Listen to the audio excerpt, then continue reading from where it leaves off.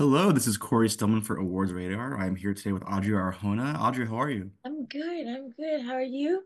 I'm good. Thanks so much for joining us. I'm a huge fan of yours. Really am. All your work over the past several years. We're here today to talk about Andor, but there's a lot that I do want to ask you across your entire career. So I hope we can touch on a few different projects like Sure, throughout the sure. season. Yeah. But I feel like I caught you at a really good time after this most recent episode of Andor, kind of a bombshell moment for your character Bix. I'm curious if you could just tell us broadly, what was it like when you first learned about this moment in the script where, she's essentially deciding to make the most difficult decision to leave Cashin and yeah, and go off on her own. Oh, I'm such a big fan of Rogue One, so to make this decision and sort of be a part of what propels one of my favorite characters into one of my favorite movies was, was a pretty it was a pretty big deal for me, and I didn't take that lightly at all. I had, Tony told me months before I even read the actual scene, so he sort of warned me and had me kind of digest it, and it still wasn't enough. I read it and I was, in tears the first time I read it, and when I performed it, funny enough, was the first time I think in my whole career that I've been able to not control or have no control over the scene. The scene sort of took over. Um, and the first three takes were unusable. I couldn't stop crying. I could not, it like really, I felt like an audience member, but performing it for the first three, for the first three scenes. And because I love casting so much and I understood now where he was going, right? Adria, I understood that the ending of Rogue One, and I got all my emotions sort of mixed in for the first time. So after the third episode, after the third take, I was really able to kind of, I released that and was really able to perform the rest of the dialogue. I mean, it was hard. It was hard. It was probably one of the hardest themes I've filmed. Yeah. Well, that's part of what makes Andor so great, is that it's the Star Wars show that like, indulges all of the inner Star Wars nerds in us, but there is that extra layer to it that you're kind of referring to there. Some of these emotion and just some of the politics here that I really feel like has elevated this show. And, there's another moment earlier this season that I would argue is, just as if not even heavier for your character, dealing with issues of sexual assault, which is I think quite heavy and not necessarily something we would have expected to see depicted in a Star Wars property. And it actually got me thinking a little bit about your work in Blink Twice as well. Two very different scenes, but projects that deal with that theme in different ways. I'm curious what kind of considerations for you as an actress go into when you're performing a scene like that, ensuring that obviously it's done responsibly, safely, and just in a way that pays respect to the issues that you're dealing with. Yeah, it's tough, and I'll touch on the beginning of your question, which was, you're not really used to seeing something like this in Star Wars, but this show is about community and about people, and it touches on so many different thematics, and I think it's, we're touching on really important sort of pieces of history that have already happened, that will happen again, that are happening now, that will forever sort of be relevant. And part of our history is that, this we live in a world where, sexual assault happens not only in, I'm currently in New York, but it happens in Latin America, it happens in Europe, it happens all over the world all the time. And it's been happening throughout our history. So to kind of depict that, this happens also in a galaxy far, far away, and the abuse of power is incredibly real. And to be able to play this role and to play this moment, I honestly felt really honored.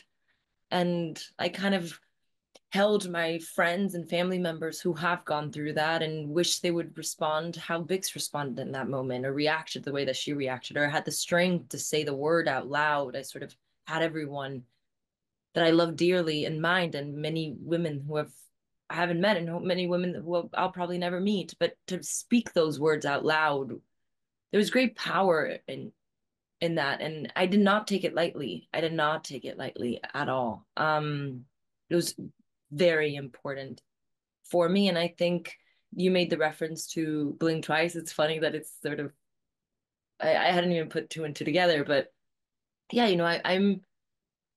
I'm always for depicting the reality that happens to women in our world. And Blink Twice is a fantasy and Star Wars is a fantasy as well. But with that, there's a lot of truth. Yeah, absolutely. You touched on something there about Bix as well that I find really subtly refreshing about her character. In some sense, Bix fits into that kind of classic archetype we've seen of like the hardened woman with like that icy exterior. But I think there's like a kindness to her character that is again like kind of different for that sort of archetype. I'm curious if you could just talk about, where you think that kindness comes from, despite everything she's been through, despite her place in the galaxy.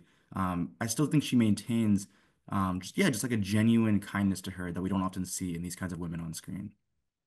Well, I think it comes from being from Ferrix, I would say. I think Bix is from,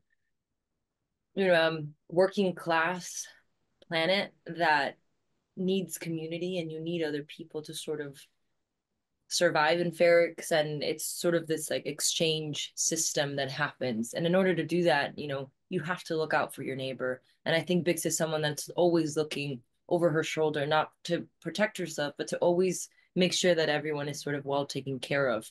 And she's hardened because she understands what it is to work and to be successful. And I think through everything that happens to her, it could have been it would have been really easy for Bix to become this victim, but I think she holds a lot of dignity and that strength that she carries through sort of every moment of, especially season two, makes her incredibly strong. But she's also soft enough and vulnerable enough to ask for help, and be like, I'm not doing so well.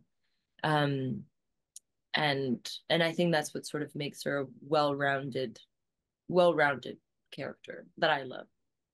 Absolutely. Yeah, I agree that's that combination of strength and vulnerability is it's a testament to your performance, but I think also what makes her character really special and unique as well.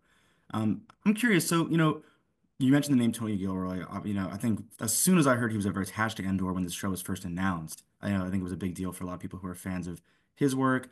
You've worked with Richard Linklater, we mentioned Zoe Kravitz. These are all to me, if I were to notice a through line, like these very like writer forward type directors slash showrunners. And I'm curious, like, if you could talk a little bit about, maybe what you look for in a director or collaborator. Is that emphasis on like a intricate, well-written script important to you? Can you think of maybe some other collaborators in that vein with whom you'd love to work? Because these are all just, I think, some of the best writers, let alone directors in our industry. Thank you. Yeah,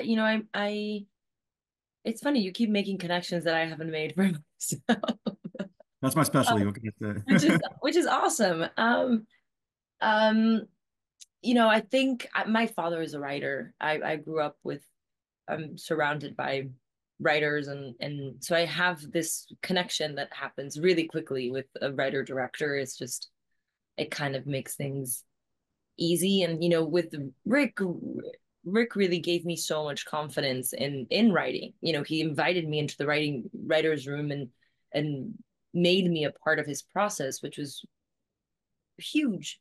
Um, and inflicted a lot of confidence in me and that specific character, and allowed me to go to these places that I haven't really been as an actress, because he gave me power.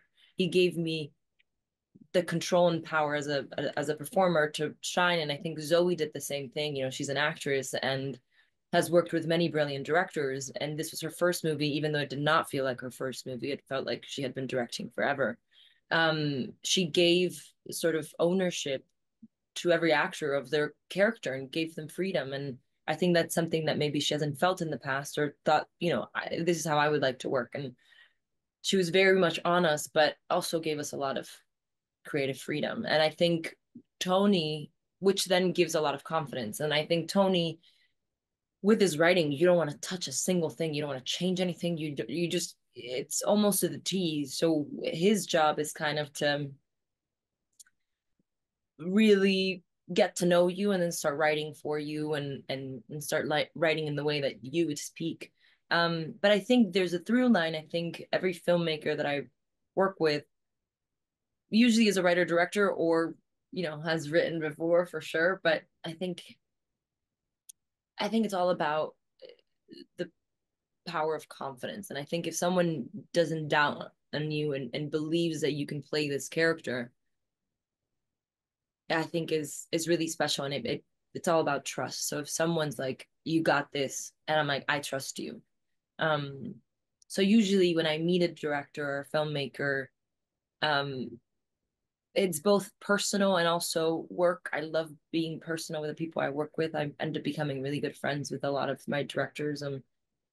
Just because I like to be able to be vulnerable, and I'm gonna share all my heart. I'm gonna share all my emotions, and I'm gonna be vulnerable, and I'm gonna tell you stories that might help connect certain parts of the character and whatever it might be. So yeah, I like for it to be a little personal in a way. So when I do meet a director, I like them. I like to sort of suss that out. I'm like, who am I gonna spend 4 months with? You know, that's really important. Yeah, absolutely. I do have one last question here. I will say, Audrey, I don't know, your camera feed did just cut for a second there Oh, towards it did. towards the very, very end of your answer. It was literally the Oh, last 10 seconds. sorry. Yeah. Oh, don't worry at all. Yeah. No, really, really great response. And of all the films we're discussing here, I gotta say Hitman is one of my favorites of the last several years. So to hear some of that description, that some of the freedom you were given on set, is not surprising from what I know of Linklater, but it's really, really cool to hear. Yeah. And Not on set. Not on set. He does not like improv.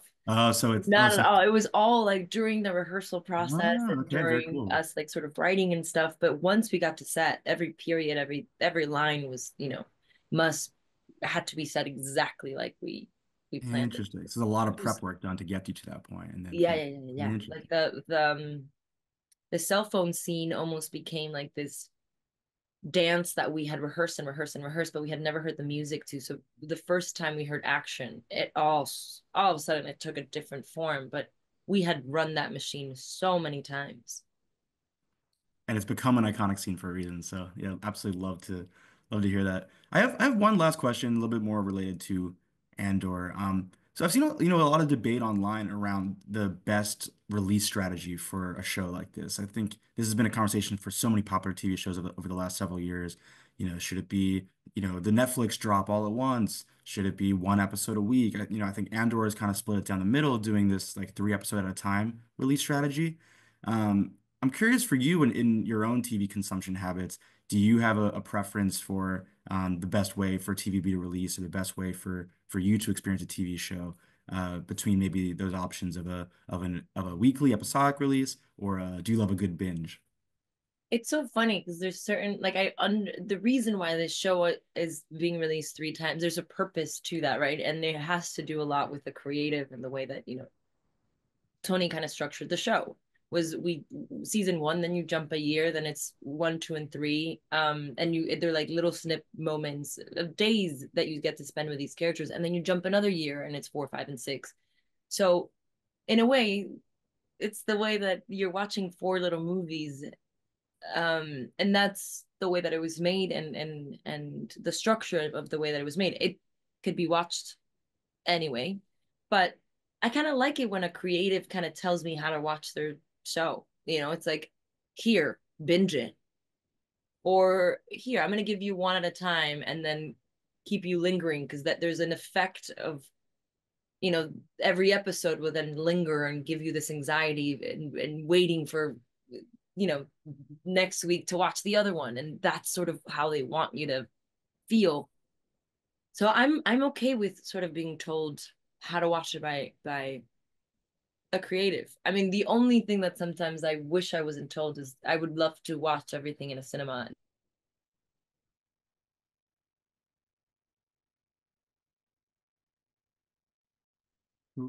Did you cut off? Oh. Oh, I might have lost you right at the end there. So you said you would love to watch everything in a cinema. Oh yeah, I'm like the only one that I'm like sometimes I'm like, oh, I don't want to be told how to watch movies at times because I want to watch all my movies in the cinema. I don't necessarily want to watch them all at home. But aside from that, I think it's all up to Yeah. the creatives. Wow, I can't think of a better way to close off the interview than that because I definitely agree with that final point. Huge advocates of the cinema experience here at Awards Yeah, Radar, and I agree. I think it's really cool that Andor is playing with this release strategy in a way that actually serves the structure of the show and the narrative of the show. So I think there's always a way to justify the way a show is released, and Andor's found a really cool way to 100%. tap into that. Yeah. 100%. Well, Audrey, thanks so much for joining us here. It was a really fun conversation. Like I said, huge fan of your work on Andor and all these countless films over the years. Looking forward to the film Splitsville later this year. That's one that's been on my Oh, radar. you're gonna love that one. All right, I'm very Get excited ready for for that one. I do some really kooky things in that one. it. Always a fan of Kooky here as well. Well, thanks again. Thanks for joining us at Awards Radar. This has been Adria Arjona. Talk to everybody soon. Thank you so much. Yeah.